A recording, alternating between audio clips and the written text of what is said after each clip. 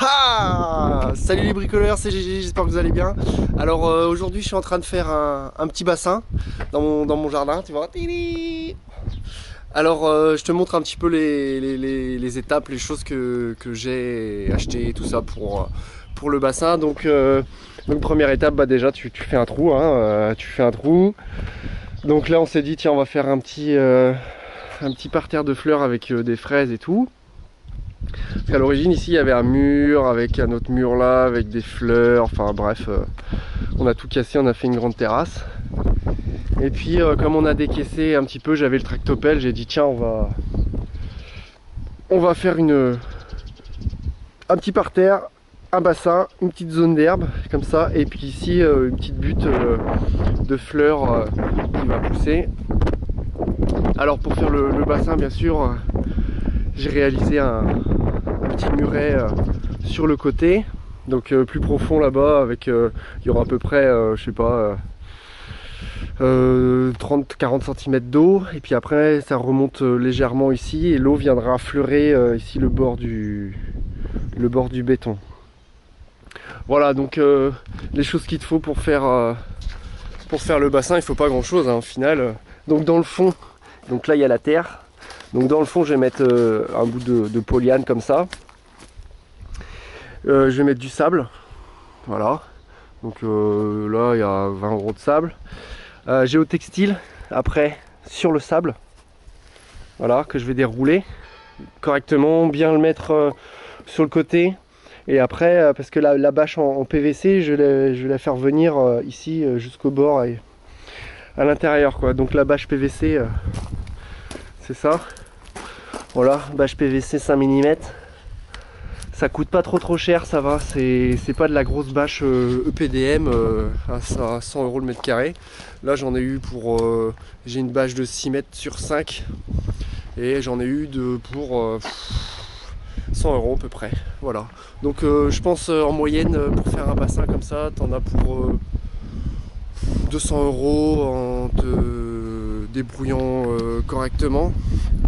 Et tu vois, moi j'ai récupéré aussi des vieilles ardoises que j'ai trouvées chez un pote. Voilà, donc je te montre un petit peu les étapes de construction du bassin.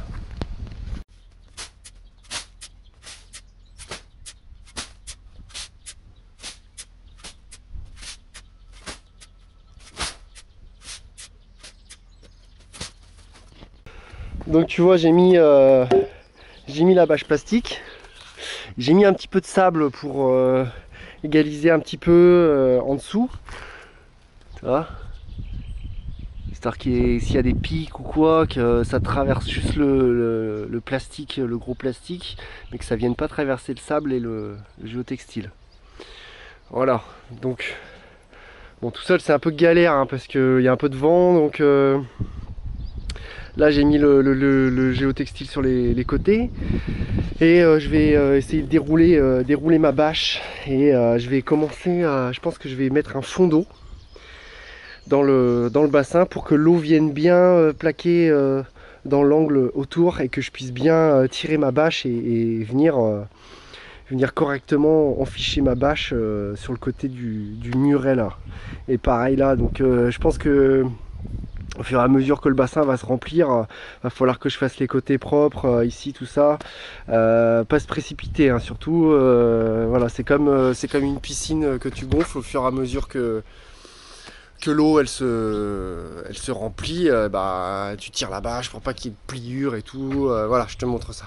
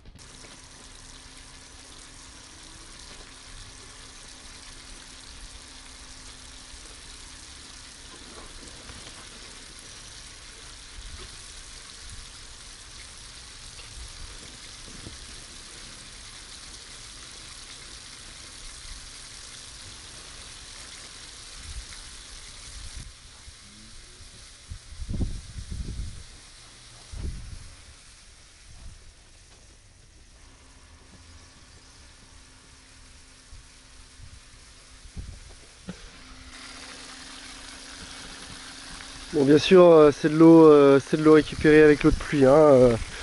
C'est pas. Ah, j'ai une cuve là. Ah, j'ai une autre cuve dans le fond là-bas aussi où je vais pouvoir remplir. Voilà, donc j'ai rempli le bassin. C'est bon. J'ai bien mis la bâche. Et donc là, j'avais un tout petit problème de niveau sur le côté. Le coin là-bas était légèrement plus bas que là, donc là je vais faire une petite plage avec du sable et puis des plantes, mais voilà, l'eau arrivait pas jusque là. Donc j'ai rajouté sur le côté, j'ai rajouté un petit bastin en chêne, et puis j'ai fixé des pattes ici sur le bord. Voilà, et puis là j'ai rajouté une planche par dessus, comme ça j'ai coincé ma bâche ici en dessous. Voilà, comme ça le niveau il va pouvoir un petit peu fluctuer selon la pluie et tout ça. Donc là pareil, je vais mettre des planches tout autour comme ça là, pour faire un bord en bois, donc sur mon mur en parpaing là. Et c'est des planches en chêne que j'ai récupérées, qui étaient avant en fait pour la cabane là, que j'avais tout démonté.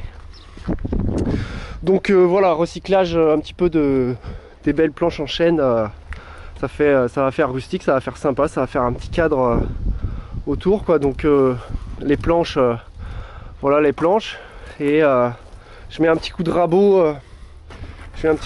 Parce que les planches, ils ont mis du goudron, enfin du goudron, c'était de l'huile, la vieille huile qu'il y avait là, donc je mets un petit coup de rabot dessus pour les nettoyer, et puis je vais mettre ça tout autour.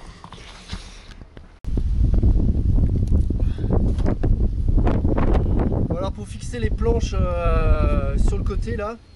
Donc j'ai fait des pré-trous à la perceuse diamètre 8, parce que mon forêt pour percer le béton diamètre 8.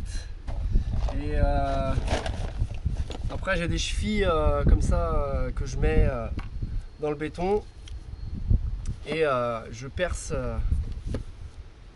je visse après avec des petites vis Spax. Donc on va y aller, tac.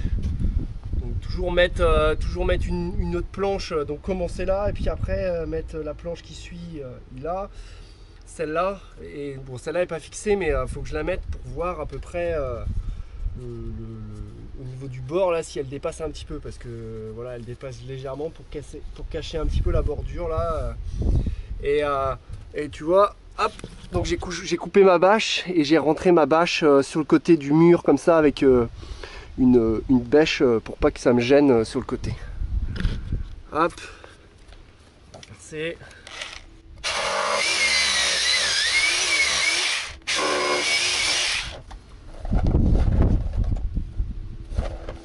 Alors il y a des trous, forcément ça visse mieux que d'autres. Tu vois là, ça rentre mal. Ici bien sûr il faut percer la bâche, tu vois là je pense que ça va pas visser. Je suis juste dans le bord de la planche. Tu vois, je suis juste dans le bord ici du béton, je dois être dans le joint là, donc va falloir que je reperce ici là un peu plus loin pour pouvoir venir me fixer ici. Et petite astuce, moi j'ai une petite fraise comme ça là pour bien rentrer les vis. Donc, tu vois, hop, tu mets un petit coup de fraise comme ça dans ton bois, comme ça la vis après quand elle vient, elle tac, elle rentre bien, et elle force pas, parce que voilà, forcément il faut pas forcer quand tu visses, faut pas forcer, sinon ça foire le truc. Donc voilà, petite démo pour mettre les planches comme ça tout autour.